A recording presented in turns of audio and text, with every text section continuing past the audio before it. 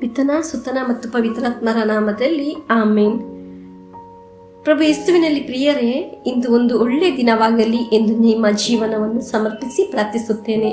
ದೇವರು ನಿಮ್ಮನ್ನು ಸಮೃದ್ಧಿಯಾಗಿ ಅನುಗ್ರಹಿಸಲಿ.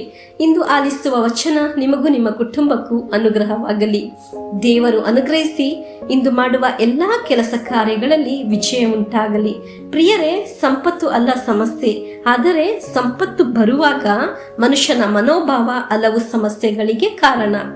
ಸಂಪತ್ತು ಬರುವಾಗ ಮನೋಭಾವ ಬದಲಾಗಬಾರದು, ಅಹಂಕರಿಸಬಾರದು.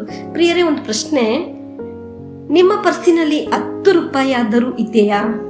ಇದ್ದಿದೆ ಆದರೆ ಅದು ದೇವರ ಅನುಗ್ರಹವೇ ಸರಿ. ನೀವು ಹೇಳಬೇಕು, ಪ್ರತಿನಿತ್ಯ ಇದು ನನಗೆ ದೇವರು ನೀಡಿತು ಎಂದು. ಇಂದಿನ ವಚನವನ್ನು ಆಲಿಸಲು ಹೋಗೋಣ. ಇಂದಿನ ವಚನ ಆದಿಕಾಂಡ 12ನೇ ಅಧ್ಯಾಯ 1ರಿಂದ 8ರವರೆಗೆ ವಾಕ್ಯಗಳು. ವಾಕ್ಯ ಇಂತಿದೆ, ಆಲಿಸೋಣ. ಸರ್ವೇಶ್ವರ ಸ್ವಾಮಿ ಅಬ್ರಾಹಮನಿಗೆ ಹೀಗೆಂದರು, ನೀನು ನಿನ್ನ ಸ್ವಂತ ನಾಡನ್ನು, ಬಂಧು ಬಳಗದವರನ್ನು, ತವರು ಮನೆಯನ್ನು ಬಿಟ್ಟು ನಾನು ತೋರಿಸುವ ನಾಡಿಗೆ ಹೊರಟು ಹೋಗು. ನಾನು ನಿನ್ನನ್ನು ದೊಡ್ಡ ಜನಾಂಗವಾಗಿ ಮಾಡುತ್ತೇನೆ.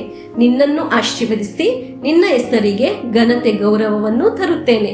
ನೀನೇ ಆದರ್ಶದ ಆಶೀರ್ವಾದವಾಗಿ ಬೆಳಗುವೆ.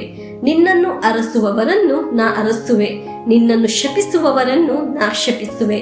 ಧರೆಯ ಕುಲದವರಿಗೆಲ್ಲ ನಿನ್ನ ಮುಖೇನ ದೊರಕುವುದು ನನ್ನಿಂದ ಆಶೀರ್ವಾದ. ಸರ್ವೇಶ್ವರ ಹೀಗೆಂದು ಹೇಳಿದ ಮೇಲೆ ಅಬ್ರಾಹಮನು ಹೊರಟನು. ಲೋಟನು ಅವನ ಸಂಗಡವೇ ಹೋದನು. ಆ ಆರಾನ್ ಪಟ್ಟಣವನ್ನು ಬಿಟ್ಟು ಹೊರಟಾಗ ಅಬ್ರಾಹಮನಿಗೆ 25 ವರ್ಷಗಳಾಗಿದ್ದವು. ತನ್ನ ಹೆಂಡತಿ ಸಾರಳನ್ನು, ತನ್ನ ತಮ್ಮನ ಮಗನಾದ ಲೋಟನನ್ನು, ತಾನು ಮತ್ತು ಲೋಟನು ಆರಾನಿನಲ್ಲಿ ಗಳಿಸಿದ ಆಸ್ತಿಪಾಸ್ತಿಯನ್ನು ಹಾಗೂ ದಾಸದಾಸಿಯರನ್ನು ತೆಗೆದುಕೊಂಡು ಹೋಗಿ ಕಾನಾನ್ ನಾಡನ್ನು ಸೇರಿದನು. ಆ ನಾಡಿನಲ್ಲಿ ಸಂಚರಿಸುತ್ತಾ ಅಬ್ರಾಹಮನು ಶೇಕೆಮ್ ಪುಣ್ಯಕ್ಷೇತ್ರದಲ್ಲಿರುವ ಮೋರೆ ಎಂಬ ವೃಕ್ಷಕ್ಕೆ ಬಳಿಗೆ ಬಂದನು. ಆ ಕಾಲದಲ್ಲಿ ಕಾನಾನ್ಯರು ಆ ನಾಡಿನಲ್ಲಿ ವಾಸವಾಗಿದ್ದರು. ಅಲ್ಲಿ ಸರ್ವೇಶ್ವರ ಸ್ವಾಮಿ ಅಬ್ರಾಹಮನಿಗೆ ದರ್ಶನವಿತ್ತು, ಈ ನಾಡನ್ನು ನಾನು ನಿನ್ನ ಸಂತಾನಕ್ಕೆ ಕೊಡುತ್ತೇನೆ ಎಂದು ಹೇಳಿದರು. ತನಗೆ ದರ್ಶನ ಕೊಟ್ಟ ಸರ್ವೇಶ್ವರ ಸ್ವಾಮಿಗೆ ಅಬ್ರಾಹಮನು ಅಲ್ಲಿ ಒಂದು ಬಲಿಪೀಠವನ್ನು ಕಟ್ಟಿಸಿದನು.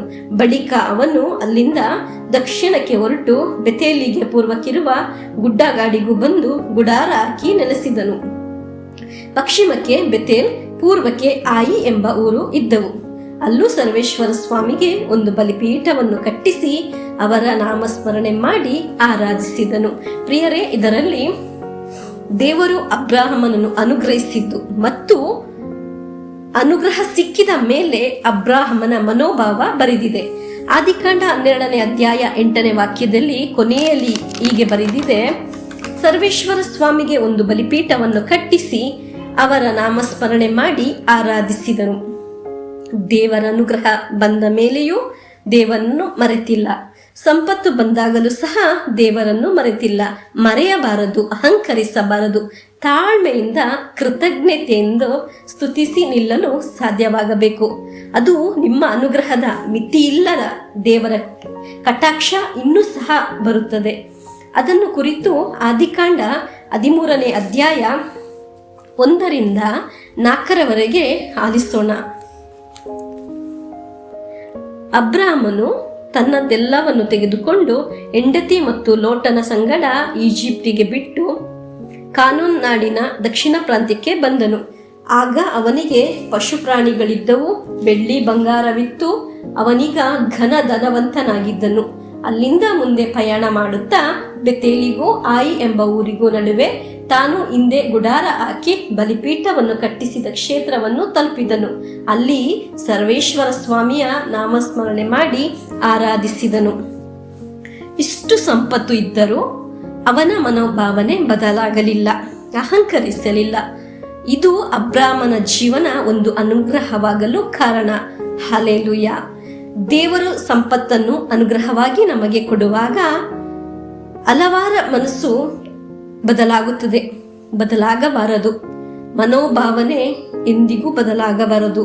ಬದಲಾದಾಗ ಪ್ರಾರ್ಥನೆ ಜೀವನ ಇಲ್ಲದೆ ಆಗುತ್ತದೆ, ದೇವರೊಂದಿಗೆ ಸಂಬಂಧವೇ ಇಲ್ಲದಾಗುತ್ತದೆ.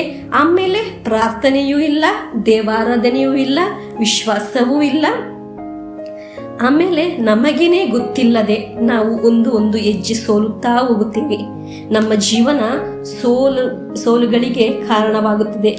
ಸೋಲದೆ ಇರಬೇಕು ಎಂದರೆ ಸಂಪತ್ತು ಬಂದಾಗಲೂ ದೇವರೊಂದಿಗೆ ಇರುವ ಸಂಬಂಧವನ್ನು ಕಳೆದುಕೊಳ್ಳಬಾರದು. ಏನೂ ಇಲ್ಲದ ಸಮಯದಲ್ಲೂ ಅಬ್ರಾಹಮನು ದೇವರನ್ನು ಕರೆದು ಪ್ರಾರ್ಥಿಸಿದನು. ಸಂಪತ್ತೆಲ್ಲ ಬಂದು ಸೇರಿದ ಮೇಲೆಯೂ ಸಹ ಆ ಮನುಷ್ಯ ಅಹಂಕರಿಸಲಿಲ್ಲ. ದೇವರೊಂದಿಗೆ ಇರುವ ಸಂಬಂಧವನ್ನು ಬಿಟ್ಟಿಲ್ಲ. ಈ ಕಾರಣದಿಂದ ಅವನ ಜೀವನಕ್ಕೆ ಅನುಗ್ರಹವಾಯಿತು. ಈ ವಚನವನ್ನು ಕೇಳುವಾಗ ನೀವು ದೇವರೊಂದಿಗೆ ಇರುವ ಸಂಬಂಧವನ್ನು ಕಳೆಯಬೇಡಿ. ನಿಮ್ಮ ಮನೋಭಾವನೆಯನ್ನು ಬದಲಾಯಿಸಬೇಡಿ. ದೇವರು ನಡೆಸಿದ ಒಂದೊಂದು ದಾರಿಯನ್ನು ಸಹ ಮರೆಯಬೇಡಿ. ದೇವರು ನಿಮ್ಮ ಕೈ ಹಿಡಿದ ಆ ಪುಣ್ಯವಾದ ಸಮಯವನ್ನು ಮರೆಯಬೇಡಿ.